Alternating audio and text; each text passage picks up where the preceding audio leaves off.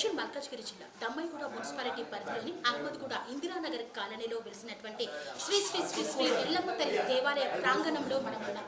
ఏంటండి, దేవాలయంలో అమ్మవారు లేదు, కానీ ఇక్కడ ఈ దేవాలయ ప్రాంగణంలో ఉన్నటువంటి మహిళల గురించి చెప్తున్నామని అనుకుంటున్నారా? అవునండి, ఇక్కడ అమ్మవారి విగ్రహ ప్రతిష్ట కాకముందే స్వయంభుగా వెలిసినటువంటి ఎల్లమ్మ తల్లి చూపెట్టినటువంటి మహిమలు అనిర్వచనీయం. ఇక్కడికి వచ్చినటువంటి ప్రతి ఒక్కరి కోరికలు నెరవేరుతున్నాయని చెప్తున్నారు.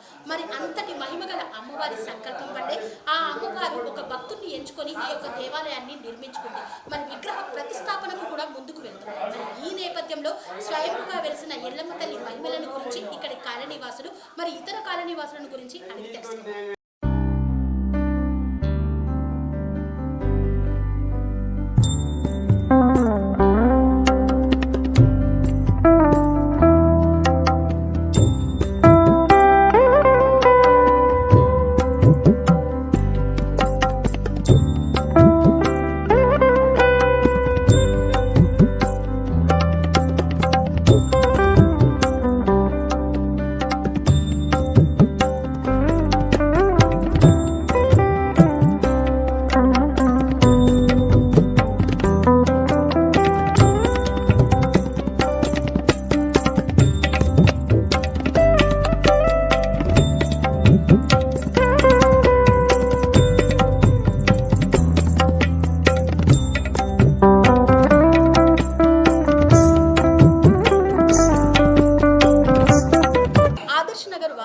మ్యారేజ్ బ్యూరో నిర్వాహకులు అయినటువంటి ముత్తు వంశదాస్ గారు ఈ రోజు ఇందిరానగర్ కాలనీకి విచ్చేశారు. మరి ఇక్కడ దేవాలయ ప్రారంభోత్సవ మహోత్సవం జరుగుతున్న వేళ వారి ఇక్కడికి విచ్చేశారు.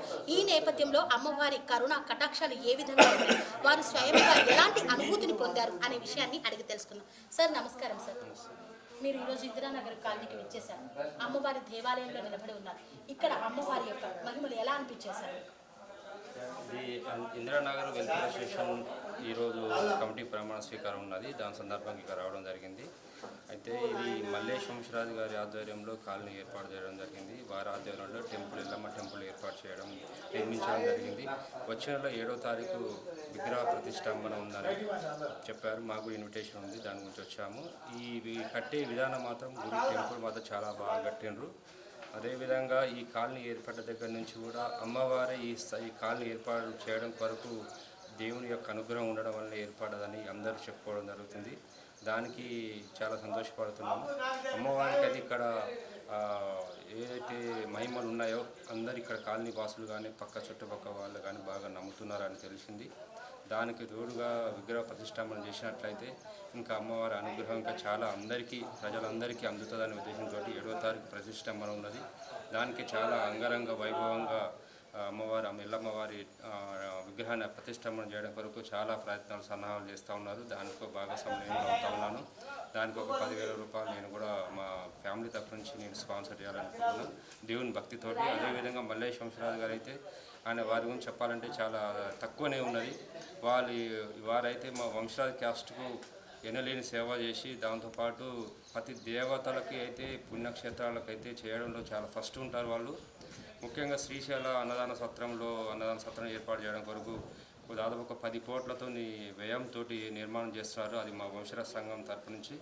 అది ఆంధ్ర, తెలంగాణ, తమిళనాడు, కర్ణాటక రాష్ట్రాలు, మహారాష్ట్ర రాష్ట్రాల నుంచి కూడా భక్తులు దేవుని దర్శనం చేసుకున్న తర్వాతకి వారికి ఆశ్రయం చేయడం కొరకు అన్నదాన కార్యక్రమం సత్రం ఏర్పాటు చేస్తున్నారు. దానికి ముఖ్య పాత్ర వారే పోషిస్తున్నారు.